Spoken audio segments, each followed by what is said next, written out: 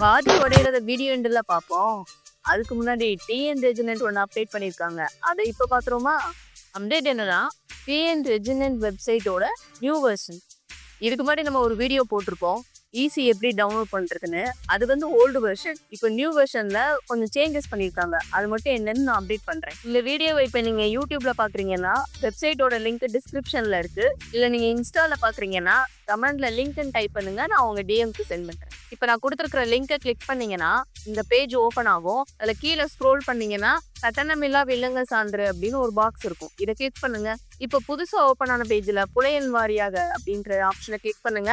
அடுத்து பதிவு கிராமம்னு ஒரு ஆப்ஷன் இருக்கும், அதையும் கிளிக் பண்ணுங்க. இப்போ நீங்க எந்த சொத்துக்கு ஈஸி பார்க்க போறீங்களோ அந்த சொத்தோட மண்டலம், மாவட்டம், சார்பதிவாளர் அலுவலகம், அதாவது SRO, அதை நீங்க செலக்ட் பண்ணிக்கோ. நெக்ஸ்ட் டேட் ஃபில் பண்ணணும். உங்களுக்கு ஈஸி எந்த டேட்லேருந்து எந்த டேட் வரைய வேணுமோ அதை இந்த இடத்துல ஃபில் பண்ணுங்க. இப்போ கீழே பதிவு கிராமத்தில் உங்கள் கிராமம் எதுவோ அதை வந்து செலக்ட் பண்ணுங்க. அதே மாதிரி புலையன் அப்புறம் உட்பிரிவியன் ரெண்டையுமே ஃபில் பண்ணுங்க.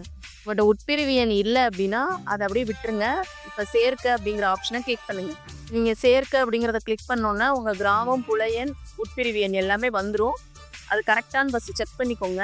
அதுக்கப்புறம் கீழே கொடுத்துருக்குற கேப்சாவையும் ஃபில் பண்ணிவிட்டு தேடுகள்னு இருக்கும் ஆப்ஷன், அதை வந்து கிளிக் பண்ணுங்க.